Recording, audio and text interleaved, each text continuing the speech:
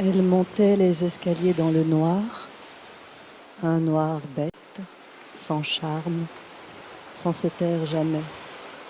Elle répétait sans cesse son plan, ou plutôt elle répétait sans cesse qu'elle n'avait pas de plan, seulement une idée de plan. Pas une envie, non, plutôt comme une aide extérieure, comme un mot soufflé au hasard par un étranger dans la foule. Arrivée au premier étage, elle n'y pensait déjà plus. Elle ne pensait plus qu'un plan fût utile, ni même possible. Elle se mit à raconter des histoires, ou une histoire, n'importe quelle histoire. Peut-être celle d'une femme montant les escaliers dans le noir sans se taire jamais.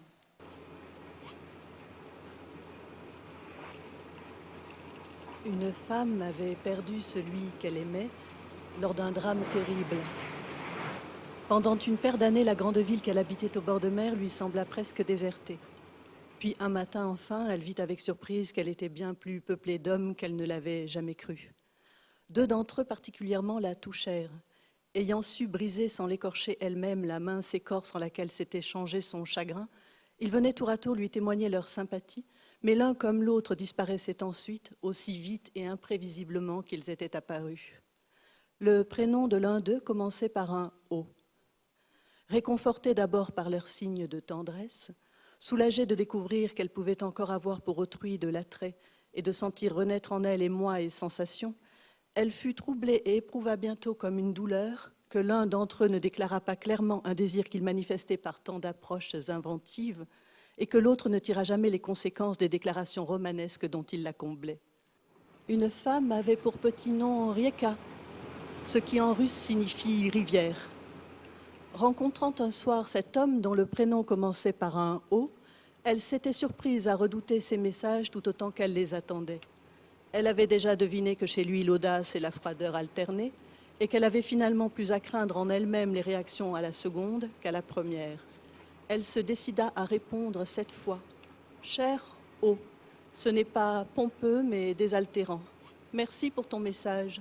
La semaine prochaine, il sera plus difficile, pas impossible de nous voir, mais si tu ne peux te libérer ces jours-ci, nous nous contenterons du pas impossible. La rivière ne déborde pas toujours, elle peut aussi imiter l'eau qui dort. »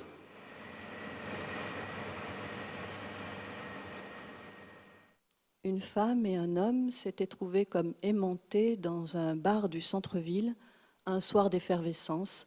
Tous les écrans transmettaient un match en direct. Dans les effluves de bière et de pastis, et avaient ensemble passé le reste de la nuit, n'échangeant ni souvenirs, ni promesses, mais seulement quelques caresses insolentes, ivres d'elles-mêmes sans doute et qui ne semblaient pas craindre leurs ombres. Ayant cassé l'un de ses talons entre deux pavés, elle s'était éloignée sans chaussures, à l'heure du fini parti. Et il s'était promis, la regardant osciller le long des rails, elle prenait soin de l'endroit où elle posait le pied, silhouette vulnérable qui lui demeurait inconnue malgré la profondeur de l'étreinte, de renouer bientôt avec des heures aussi désemparées que brûlantes, sauvages.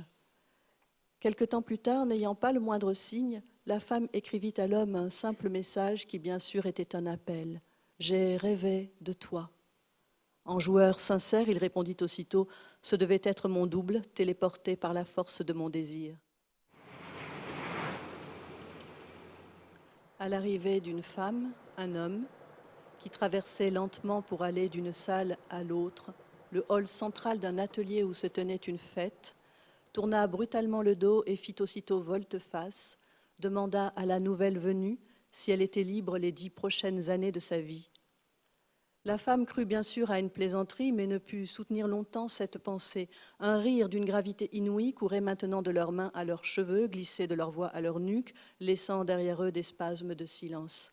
Quand il la raccompagna à sa porte, il déclara que son apparition avait provoqué un immense basculement de l'espace, lors duquel son premier réflexe de fuite surmonté, le seul point solide lui avait semblé son singulier sourire, si bien qu'il avait décidé de venir vers lui, ce point, la fente si fiable de ses lèvres, pour y lier son existence.